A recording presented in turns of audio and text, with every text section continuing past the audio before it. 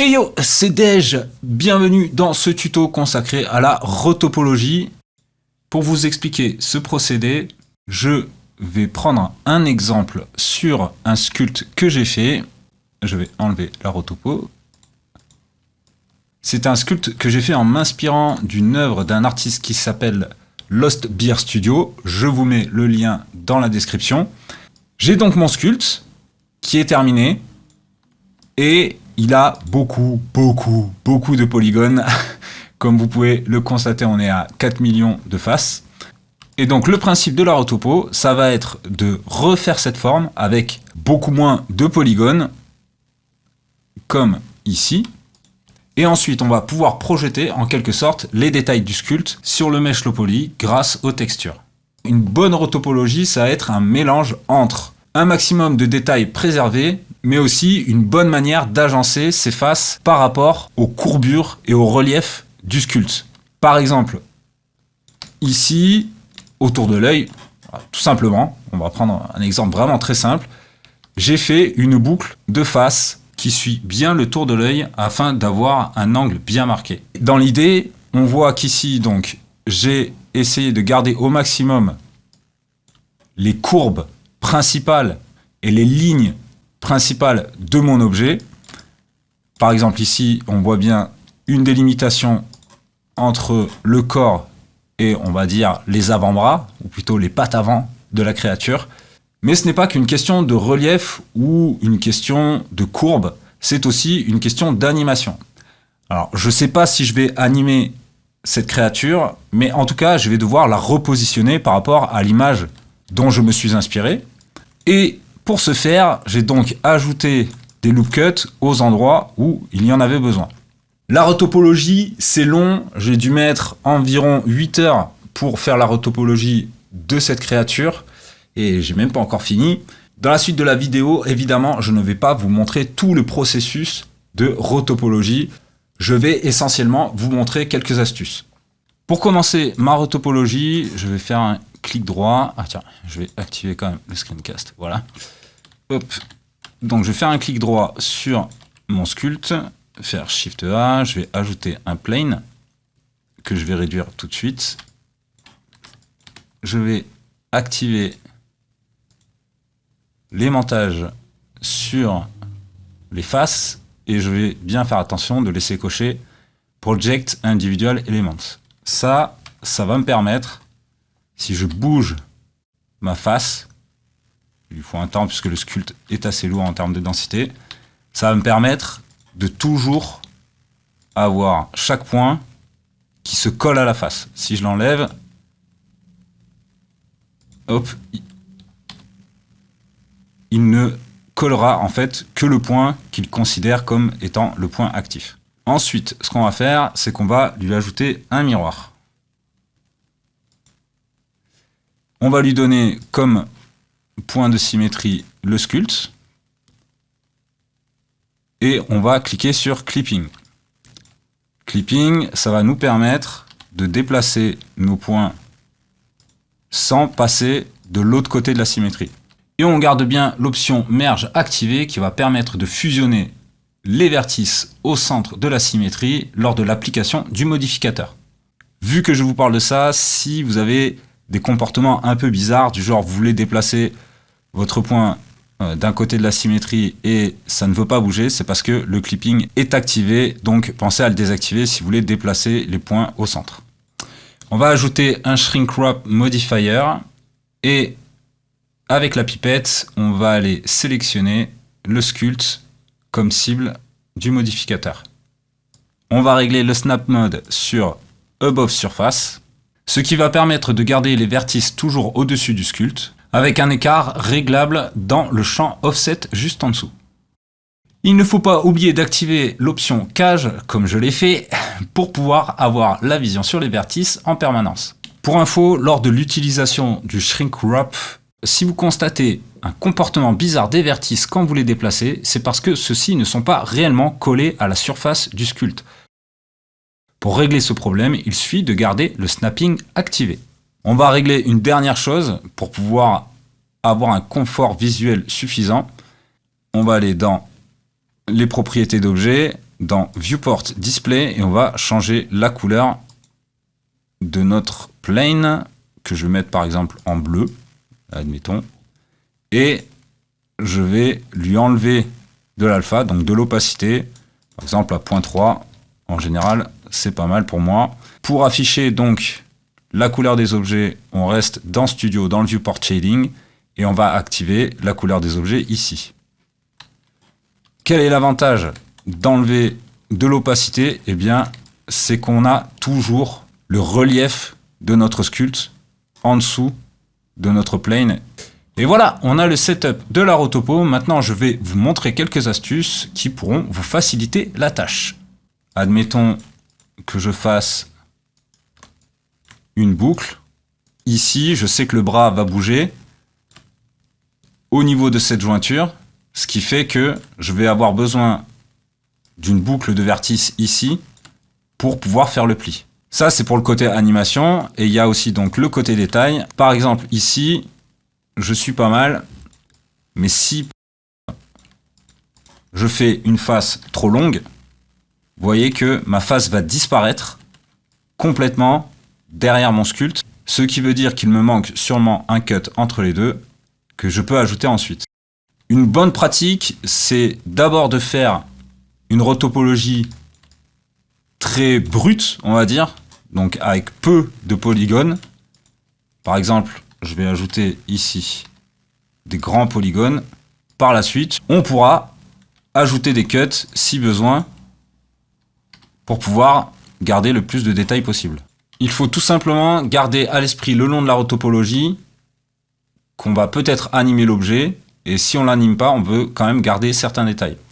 Par exemple, je vais cacher les yeux ici. Je vais avoir besoin de faire le tour des yeux. Je vais ajouter un cercle. Je vais désactiver le Shrink Warp juste le temps de m'occuper de ce cercle. Je vais lui donner par exemple, on va dire 16. Vertice. Je vais utiliser la rotation pour lui donner un angle qui correspond à peu près autour de l'œil. Puis je vais appuyer sur G pour que l'ensemble des vertices se recolle au sculpte. Je peux ensuite réactiver le Shrink Warp et faire quelques petites modifications jusqu'à ce que je sois satisfait. Une autre notion qui est importante, là j'ai choisi 16 vertices. C'est parce qu'il vaut mieux toujours partir sur des comptes pairs à propos des vertices.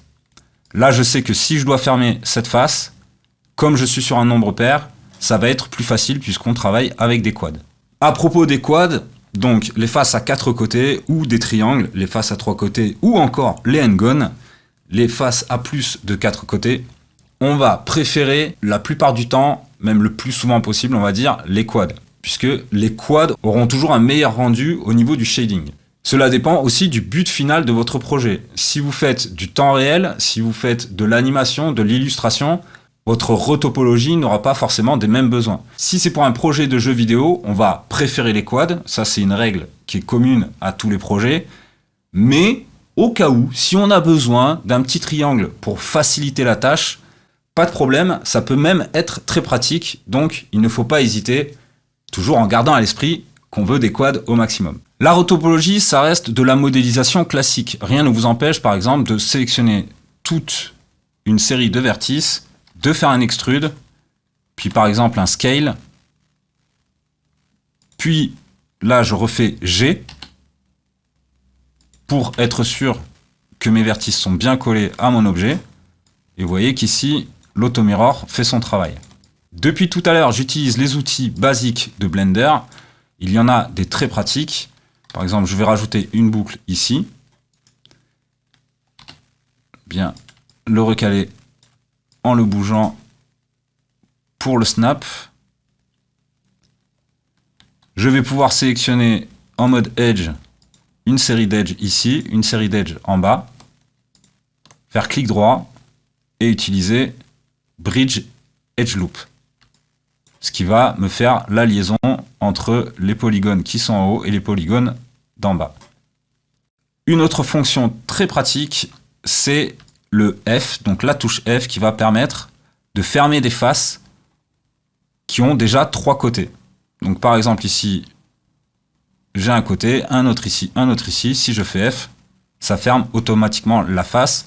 Et s'il y a une suite de faces à fermer, il suffit d'appuyer plusieurs fois sur F. Alors pour vous donner l'exemple, tiens, une autre astuce, là je vais faire E pour faire un extrude. Je vais l'apporter direct au milieu. Je vois que j'ai 1, 2, 3, 4 séries de cuts ici. 4 cuts. Je vais donc faire R. 1, 2, 3, 4.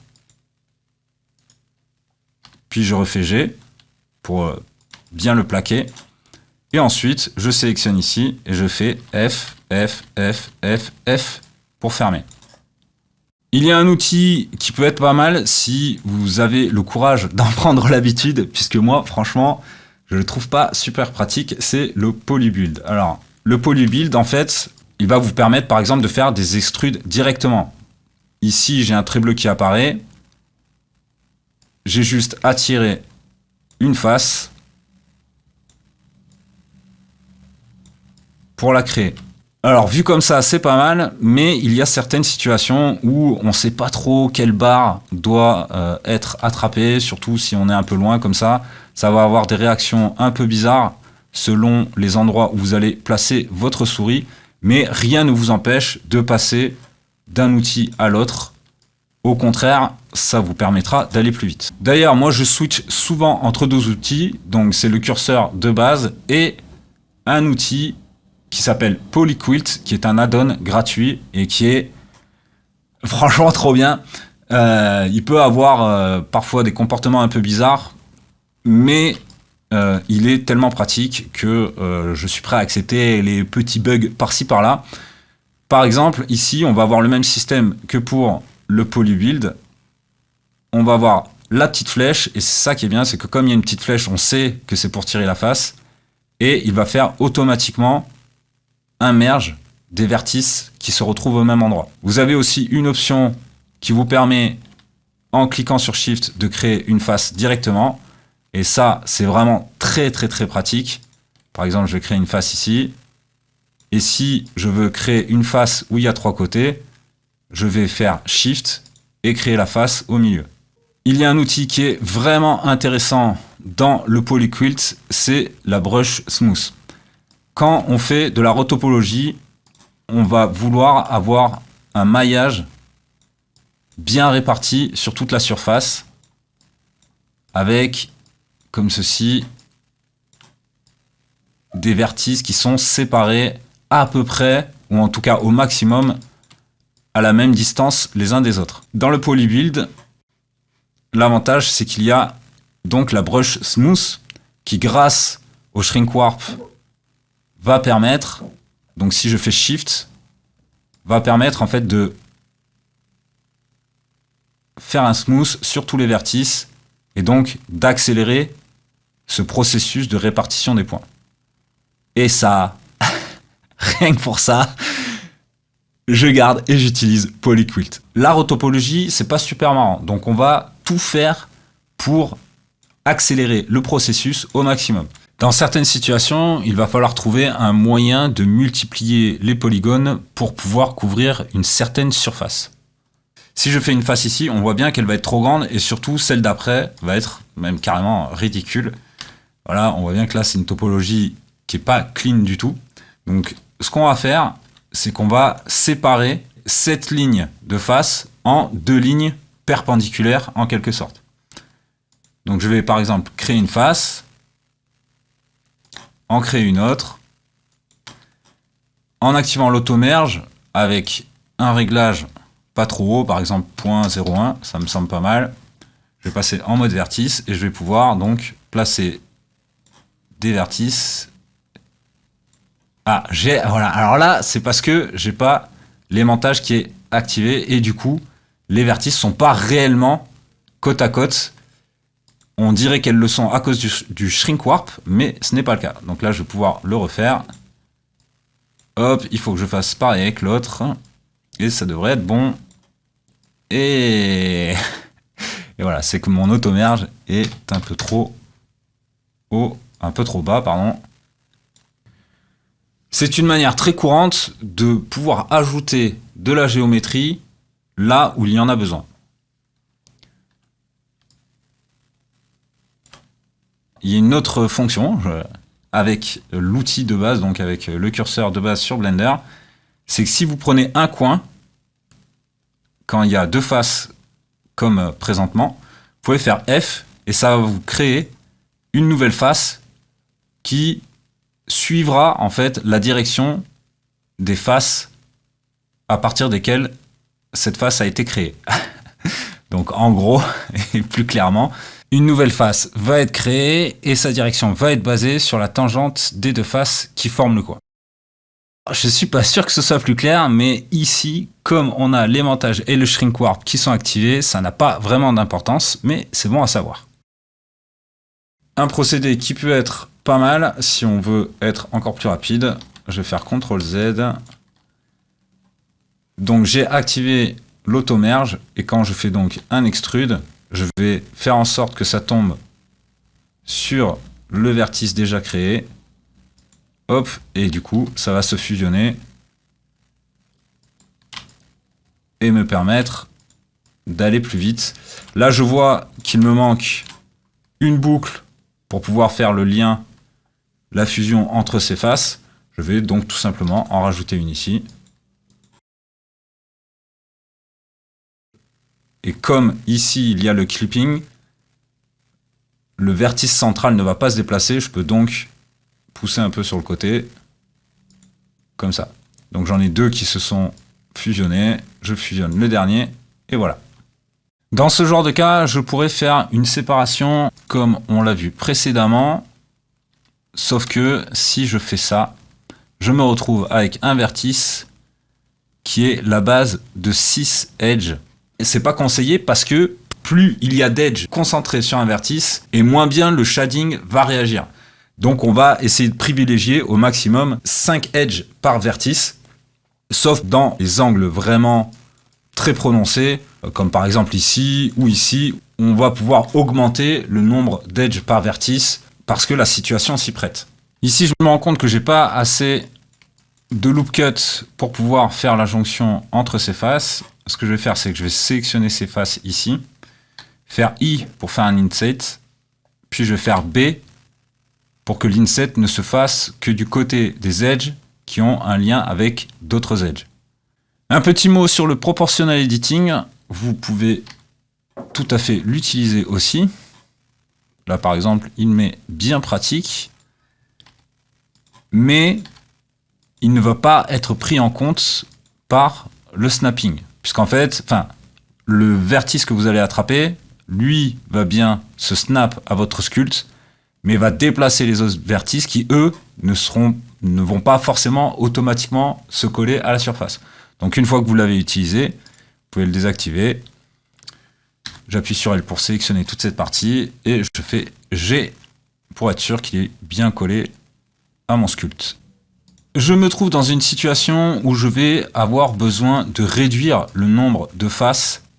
Ici, je me retrouve avec 4 faces et je vais pouvoir les réduire à 2 faces en arrivant dans cette zone-là. Pour faire ça, vous sélectionnez un coin ici, vous faites un F, mais vous allez garder le vertice proche de cet edge. Vous allez faire la même chose de l'autre côté. Donc avec F. Puis,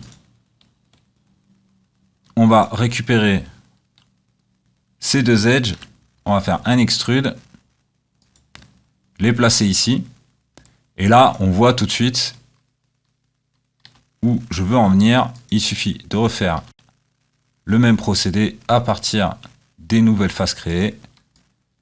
Et on se retrouve avec 2 faces. De la même manière qu'on peut passer de 4 à 2 faces, on peut passer aussi de 3 à 1 face. Pour faire ça, je vais utiliser le même procédé que pour de 4 à 2. Je vais créer une nouvelle face à partir des coins, mais je ne vais pas placer mes vertices en face. Des vertex existants, je vais faire en sorte qu'ils se resserrent afin de ne créer qu'une seule face pour rattraper la topologie. Et je vais arrêter là pour les astuces en retopologie. J'espère que vous avez appris un maximum de choses J'ai préféré me concentrer sur les outils les plus simples et les plus efficaces. N'oubliez pas que j'ai un Discord si vous voulez venir poser des questions, si vous avez besoin d'aide sur Blender. Je vous retrouve dans le prochain tuto. Ciao ciao, à bientôt.